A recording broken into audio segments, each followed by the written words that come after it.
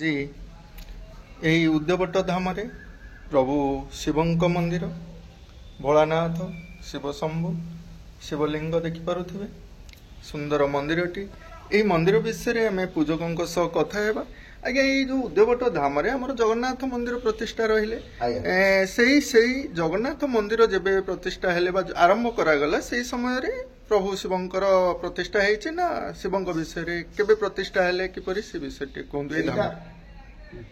एटा एक पुराण प्रसिद्ध ऐतिहासिक किंवदंती पीठ एवं ए मंदिर ना अच्छी काशी विश्वनाथ मंदिर। काशी विश्वनाथ आज्ञा ये काशी विश्वनाथ मंदिर ये अनेक दिन तलू एटा आपनकर स्थापना नुह एटा माटी तलू बाहरी आविर्भाव एवं यार ऐतिहासिक किंवदंती बहुत अच्छी जे जहाँ मानसिक करे सेमानकर आशा अभिलाष बाबा विश्वनाथ पूरण करती। बाबा विश्वनाथ पाखक आम शैवपीठ जोटि भी जाऊे शिवपीठ आम यही पाऊे मनस्कामना बहुत परिमाण रे पूरण होचे आज्ञा किंतु बाबा विश्वनाथ कथा आज आम प्रथम कर जानिले जे आम केवल जानिचे उद्यवट धाम रे राजीव लोचन कौन समाधिपीठ आउ एबे हमर जगन्नाथ विषय वस्तु रखाला जो मंदिर प्रतिष्ठा परे किंतु शिवंकर एते बड़ अलौकिक घटना मान ये जगह अच्छी से कथा आम जानी नथुलु जा हो आगु टिके किछि विस्तार रूपे हम कहंतु ए पीठ विषय रे प्रभु शिवंक विषय आज्ञा कोन शिवंक विषय कोन ये होची उदयवट जो कहले एटा जो अचंद मालिका प्रसिद्ध उदयवट बुझिले एठी द्वितीय पुरी बा द्वितीय श्रीक्षेत्र हबो हेई साइलानी मते जेते ठाकुर बसी साइलानी से लीला खेला आरंभ हेलानी इटा मचुआंद मालिका लेखा अच्छी उदयवट कथा लेखा अच्छी हमर कलिर शेष समय समय को ता छड़ा ये पार्श्व आम सब अच्छा जगन्नाथ लक्ष्मी अच्छा काली अच्छा शिव अच्छा से बाटर हनुमान अच्छा अन्य देवादेवी अच्छा ये प्रथम सम्मुख भाग पशिला बेले पतित पावन अच्छा श्रद्धालु भक्त मालिकार गोटा किंवदंती मोर मन पड़ुछि अच्युतानंद किंवदंती उदय बटर पारुषे लीला उदय हेब अनाहत ध्वनि शबदे तीन पुर कंपिब चौदिग भक्त मिलिबे सर्वे होइबे भेट चरण सेवारे खटिबे लीला हेब प्रकट जोटा कि आपनकर कल्की अवतार बौद्ध रूपे लीला चले महोदधि कूले जगलय करंती से कल्पवट मूले श्री पुरुषोत्तम क्षेत्रे शंख चक्र धरी तो से पर अद्यंतु स्वामी देव नरहरि न्याय रे बा धर्मम संकुचितम तप विरहितम सत्यम च दूरगतम पृथ्वी मंद फला जना कपटी नौलौल्य स्थित ब्राह्मण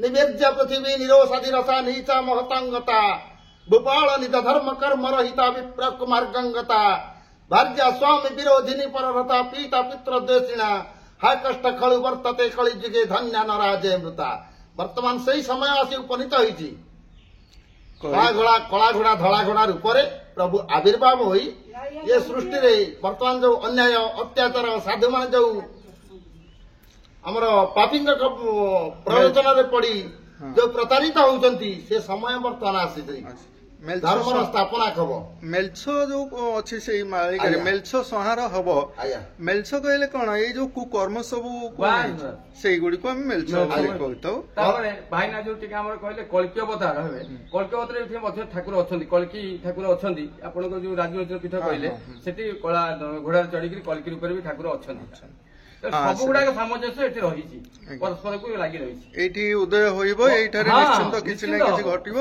किंतु ये कली जुग रे प्रभु विश्वनाथ बाबा से किपरि अछंती से कोन सही दारु रूप रे जेमति जगन्नाथ अछंती कल्की हे आसीबे विश्वनाथ हमर कोन किपरि एपरि स्थिर भाव रे रहुचंती ना कोन केमति तांको भागवत रे गोटे पद मोर मन पडुछि हरि हर जे एक मत भक्त किंबा विपरीत हरि आ हर एक किंतु उभय एक हेले भी पावर टा दिया जाइछि जेजा पावर जेजा विश्वनाथ होउछंती संसार सुख को रखिबा पई धर्म को रक्षा करिबा पई जेतबले सागर मंथन हैला हळाहळ विष को निज स्त्री पिला छुआ को छाड़ी ए संसार सुख को फेरे आनिबा पई हळाहळ विष को पान करथिले जहाँकि आजिकार नाम हूँ आशुतोष